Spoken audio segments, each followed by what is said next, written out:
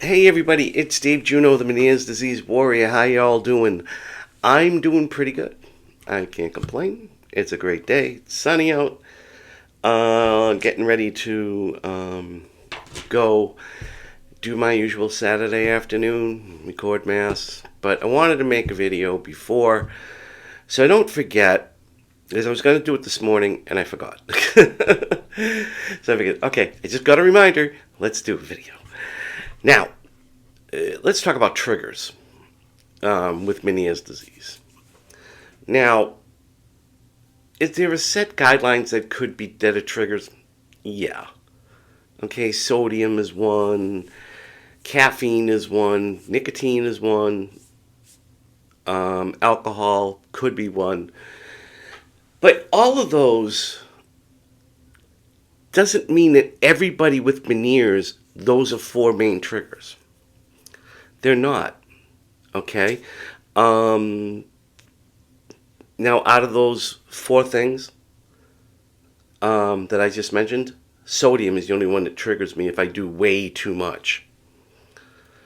But the rest of them, nicotine, I chew nicotine gum. I've been chewing nicotine gum forever. I mean, I go off and then I go on and I go off and I go on. But the last 2 years, it's been pretty steady every day. So yeah, I chew nicotine gum. Doesn't bother me. I drink coffee. Doesn't bother me. Caffeine. And I don't drink alcohol anymore. I've been sober now just about 8 years. I was sober for 30. I fell off the wagon when I first got Meniere's. First had to stop working and all that, 2018. Sobered up later that year. So it's been about, 7 years, 5 years. It'll be 8 years this year. But it wasn't a trigger for me. So just because it says, these four things, okay, are triggers for Meniere's disease, it doesn't mean it's going to affect everybody. Okay? And for the people who've had Meniere's disease for a while or who are really into it, should understand that. Not everything is a trigger. Some people get triggered by sugar. Okay? Some people get triggered by noise. I do. That's like one of my biggest triggers. And now with that sac decompression surgery I had, I don't get that vertigo, but man, does it make me off balance. And the dizziness is incredible when I get to that point, when it gets to that loud. And the reason why I know that is I live with grandchildren.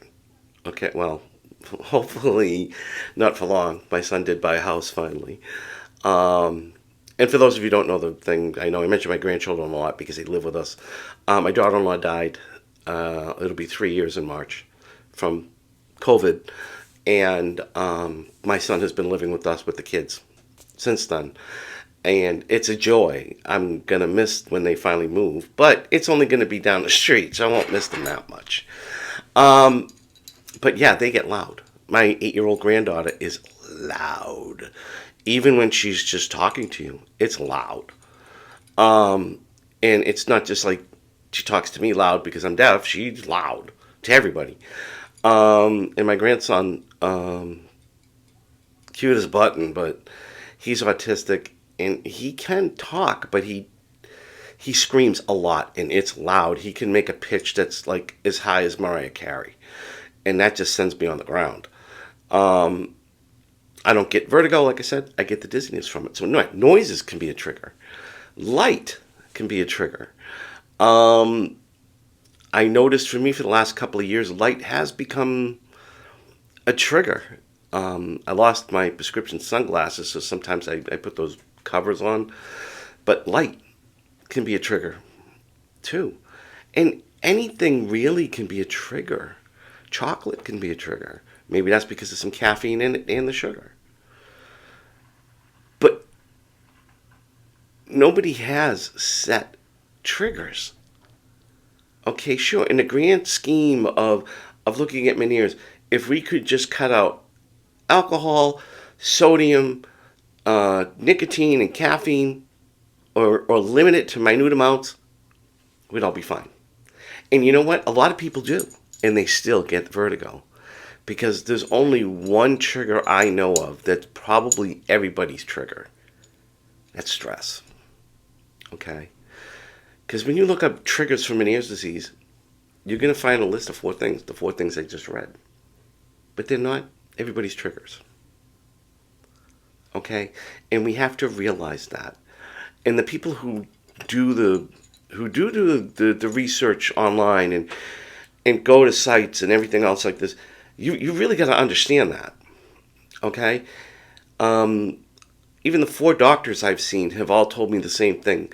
Yeah, these, you got a low sodium diet, salt can be a trigger, this can be a trigger, caffeine can be a trigger, but that doesn't mean there is other ones. So you have to find those triggers. Okay?